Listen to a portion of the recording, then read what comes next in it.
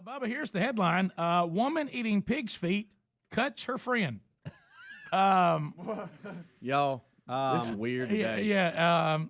A woman who was eating pig's feet, and I know that makes me hungry, in bed, accidentally cut her friend on the arm. Police are reporting that 52-year-old Rock Hill woman told police she accidentally cut a friend in the forearm with a knife around 10:30 p.m. Sunday. Both she and the victim was 50, were intoxicated at the time Well, sure they were. and eating pig's feet in bed. Now, those of you that eat pig's feet, where does the knife come in? Do you have to have it to get in there to whittle around the hoof or And what? to get in that knuckle and get that good meat? I mean, what in the world? That's so tender, you don't need a knife. Greg, You talking about that nut? the man who was just a friend, it was just a friend, but he was still in her bed at 10:30 on Sunday night. Yes. drunk, Eating pig feet. Hey, I got some pig's feet. Boy, you talk about a romantic couple. Well, I tell you what, Baby, let's go get us a drink, some pig feet. and I let's just can't pile tell up. you. As a matter of fact, I Spend the weekend some together. of my best memories with my wife involved pig's feet. Yes. Yeah. Baby, get the potted meat out. Yeah. Anyway, Saltine. Could Dip and Dan ask for the knife? he had a deep cut in his arm, and said that did not say whether he was hospitalized or not. Well, a knife and alcohol never go good together at all anyway. But let's throw in some pig's feet. Yeah. Oh, that's a deadly mix. When I first saw it, I thought, man, those pig's feet, they must have a sharp hoof on them. I didn't see where it was a knife. Actual Right. knife. I really don't know how you eat pig's feet. I'm kind of out of the loop, and I'm ashamed Googling to it say right that. now. I've been traumatized by seeing them in there next to the cash register. Yeah. What I about mean, that big ear? You ever seen the pig ear just wrapped Oh, yeah. in the plate? I'm There's gonna just tell a you big when old we, ear. when we decided Few we were hairs gonna, on it. we Who were in the gonna, world? yeah, I we don't were gonna know. eat the pig. We went all out. Yes, didn't we did. They said, "Don't you leave a drop of that thing." I mean, guys, What's that they What's say? that? What's that over there? Oh, that's the intestine. Oh, well, let's just go and Right. slam them on a stump, wash them in the Right. creek. We'll Oh, eat them my gosh. too. I had old lady tell me one time you can eat everything but the oink. That's what she said. You can eat everything on a pig but the oink. That's but funny. here's That's what, true. But here's what I don't get. Okay, here's what I don't get. The pig, in my opinion, has done a really good job of giving us what I consider to be normal food. Oh, excellent job. We doing got it. bacon, what we're enjoying today. I We've love got bacon. pork chops. We've got barbecue pulled. We got ribs. Tenderloin. We the sausage. It just goes on and on. It just does not seem necessary to eat its feet and ears and snout. Snout. You How know, about I the mean, snout? it- How about the snout? Are the ears, are they just for flavor or do you eat them? Yeah, what- You can't eat an ear. What well, is the throw foot? a piece of bacon in your beans, man. Don't we got to put a whole ear in there? What is the foot though? The hoof. It's got like Well, ham. I've seen- It's I've got seen- like ham in it. Man, we'll eat anything. I've seen people tearing them knuckles up in it. yeah, but I Look mean, like where ants does been it? on it. Where does it? Where does Slick it go? done. I mean, how does it? How far up is considered the pig's foot when they wrap it up, meet it? I think mean, it's when they about sell it. about at that About first forearm. joint there. Yeah, but the, Where? Well, hold on. to the wrist. That was another Where? that you where? did again. What was it? What was it? About that first joint. No, No, there, that's there. not what you said. No, I don't know. about that first Y'all joint got there. enough on me. Y'all got doctoring those two. There ain't no way I sound like that. Yeah. You just did. That's how you sound. Whatever. Hey, just about that panned it on first down. joint there. Do we? Well, they just fit in a jar, so it can't be a whole lot of its arm. Man. It's not. If you look, it's the hoof, and then Greg said up to what we kind of call the wrist. Right. Yeah. You know. How do you eat a whole pig's foot? Ugh, this is gross. Yeah, I Have you ever would. tried Google? How do you eat a pig's foot? No, I've seen no, I folks tear haven't, 'em and up. I don't plan on it. But and I don't. Is a knife involved? Pig feet eaters call us. Yeah, You know, why they're is there pickled. not? They're pickled pig feet. Yeah. Well, Rick, think about this. How too. about I like pickled eggs? Though? Somebody's No, not. I Oh, don't. quail eggs. Greg, you out of your mind. Yeah. But the point is, see, I don't. Here's what I never understand: when people eat things that, in my opinion, are only on a list of things to eat when you are starving. That's a good I mean, point. you know, what I mean, there's so many other things. Why do people like go past all the other things in the store and go get that? I mean, now I understand. Hey, I was on an island. Time was running out. I found some pig's feet and I ate them. I got that. You have pig's feet right next to. It's just right before fellow passenger on the plane. Yeah, how about this? I walked up to a nest and I noticed there's some quail eggs and I was about to die, so I ate them. We'll take your phone calls next. Rick and Bubba, Rick and Bubba. Bubba, they were three brothers who were homeschooled, and then they began to develop a love for music. Then in 2000, they decided that they would become the band Mile Marker 7.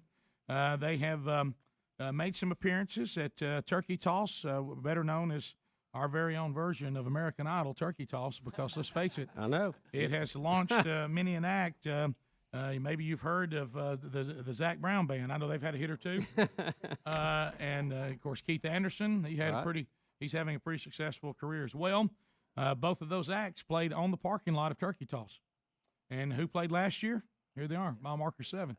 Guys, how you been? Well, so blessed. So blessed. Now we've been looking at some of the things that are going on with you guys, and I know everybody always wants to know how you got your name. And I know you've covered it so many times, you're sick of it, but you know it's one of these stories where I'm expecting it to have even more depth than it really has.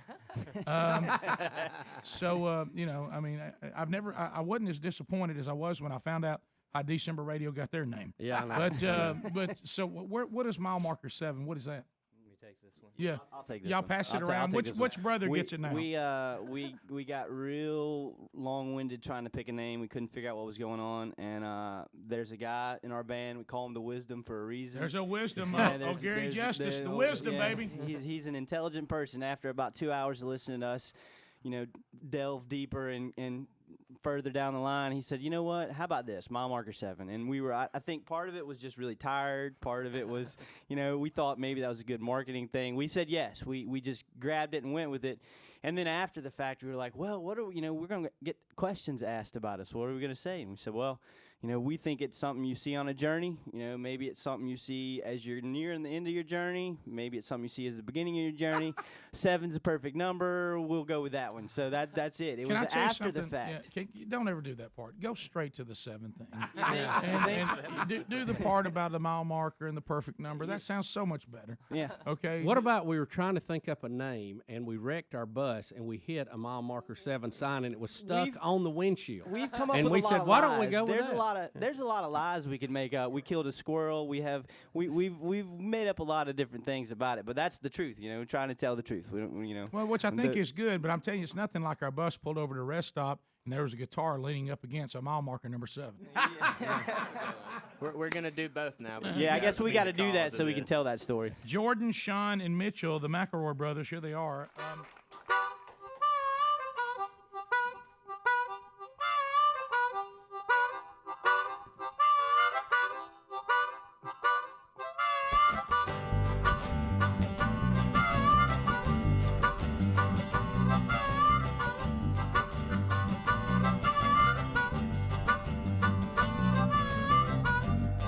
Well, I was born in '86.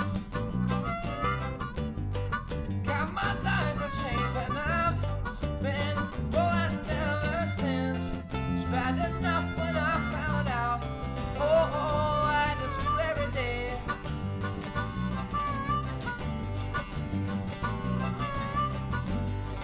Now a lot of things have changed. People got their differences, but you know I'm still the same. Listen up, you all now. Oh, no one can tear you down.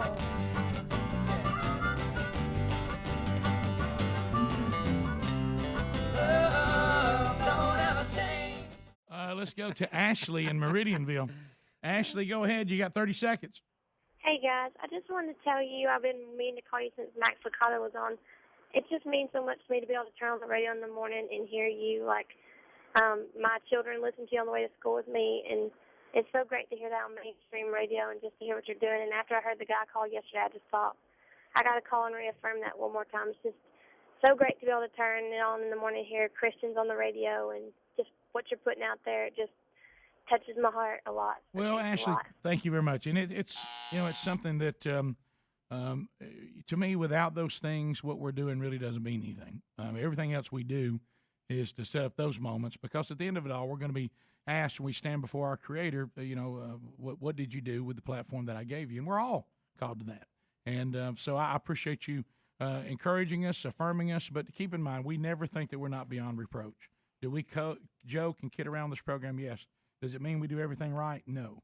But there is a difference than being held accountable and being a Pharisee. And sometimes, it's hard to figure out the difference. But thank you for that anyway.